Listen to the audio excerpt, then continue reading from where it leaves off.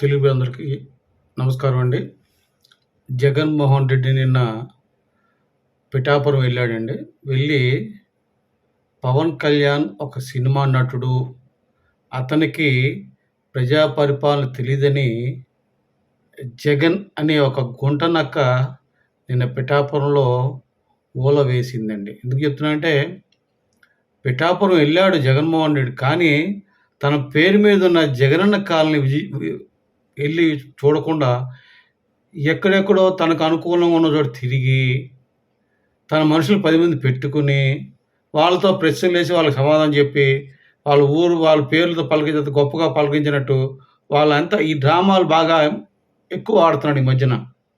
ఆ యొక్క ప్రెస్ మీట్‌లలో. నిజమే జగన్మోహన్ రెడ్డి. నీలాగా ఎవరు ఉండలేరు, ఉండరు కూడాను. ఎందుకంటే మా పవన్ కళ్యాణ్ గారు ఏంటంటే ఎవరొచ్చి సహాయం అడిగినా వెంటనే చేస్తారు. అలాగే ప్రజల్ని మోసం చేయడం పవన్ కళ్యాణ్ గారికి చేత కాదు. మాట మీద నిలబడడం ఆయన గొప్పతనం.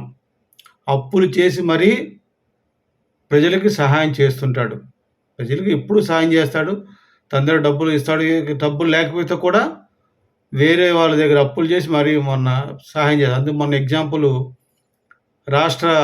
ఆంధ్ర రాష్ట్రానికి రూ. 1,00,00,000, తెలంగాణ రాష్ట్రం రూ. 1,00,00,000 సీఎం ముఖ్యమంత్రి సహాయ నిధికి ఇచ్చాడు. తర్వాత 400 పంచాయతీకి వాళ్ళ పంచాయతీకి రూ. 1,00,000 చొప్పున 4 కోట్లు ఇచ్చాడు పవన్ కళ్యాణ్ గారు. ఎందుకు చెప్తున్నా అంటే ఆయన దానగుణం అటువంటిది. అది నువ్వు చేయలేవయి, కానీ మరి పవన్ కళ్యాణ్ చేయగలడు. ఆయనకి రాజకీయం తెలియదన్నావు కదా, ప్రజా పరిపాలన తెలియదన్నావు కదా, అందుకే చెప్తున్నాను నేను. నీలాగా తండ్రిని అడ్డు పెట్టుకుని, ముఖ్యమంత్రి పోస్ట్ అడ్డు పెట్టుకుని, ఐఏఎస్ ఆఫీసర్లు బెంగళూరు ప్యాలెస్ రప్పించుకుని, డొల్ల కంపెనీలు ఏమి ఉండవు అక్కడ. డొల్ల కంపెనీలు పెట్టి లక్షల కోట్లు వాటికి ట్రాన్స్ఫర్ చేయించుకునే డబ్బుల్ని ఆ రకంగా ప్రభుత్వానికి మోసం చేసి, ప్రజలను మోసం చేసి 32 కేసులు సిబిఐ కేసులు పెట్టించుకునే ఘనత నీకే దక్కింది. మరి అటువంటి పవన్ కళ్యాణ్ చేయలేరు పాపం. తెలియదు ఆయనకి.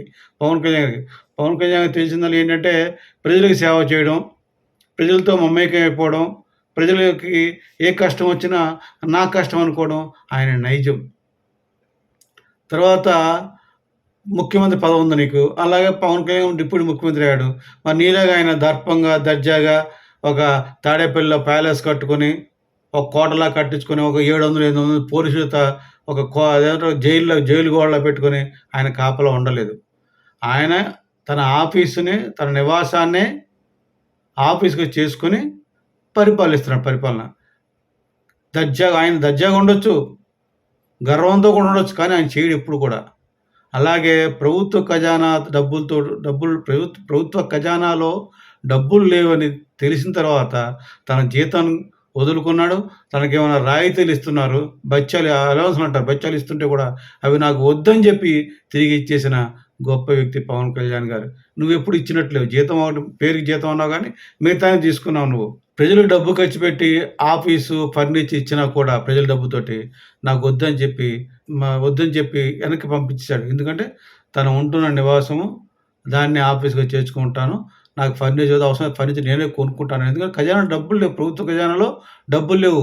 అట్లా చేసావు జగన్మోహన్ రెడ్డి నువ్వు. ప్రజలను మోసం చేసి ప్రజల యొక్క డబ్బుని ప్రభుత్వ ఖజానాలో లేకుండా చేసి ఊడ్చేసి పోయావు. అందుకే ప్రజలు నీకు చెప్పుతో కొట్టి 11 సీట్లు ఇచ్చారు. అయినా నీకు సిగ్గు రాలా. ప్రజల సమస్యలు ఉండడం కోసం ప్రజావాణి కార్యక్రమం పెట్టడం తెలుసు ఆయనకి. అంతేగాని ప్రజలు మోసం చేయడం తెలియదు ఆయనకి. ఆయన తెలిసిందల్లా ప్రజావాణి కార్యక్రమం పెట్టి ప్రజల్ని కాపాడడం, వాళ్ళ యొక్క ప్రజల సమస్యలు తెలుసుకోవడం, అవి వెంటనే నెరవేర్చడం ఆయన గొప్పతనం.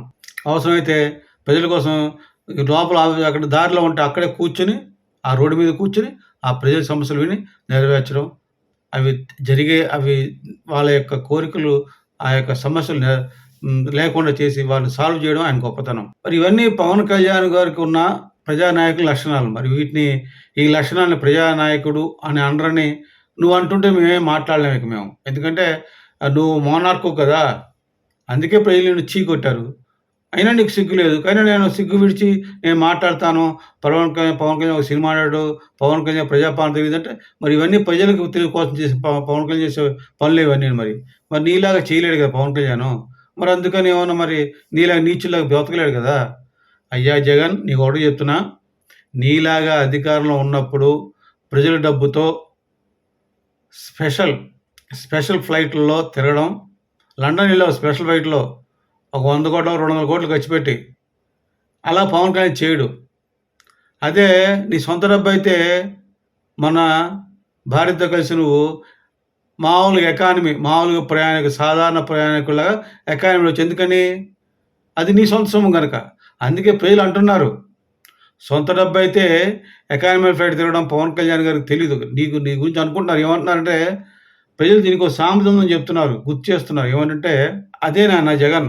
మంది సొమ్మయితే మంగళవారం ముప్పొద్దులు తినడం. అంటే మంది సొమ్ము అంటే మంగళవారం అంటే ఆ రోజు మంగళవారం పూట మొత్తం పొద్దున, మధ్యాహ్నం, సాయంత్రం ఎప్పుడు పడితే అప్పుడు తినడమే.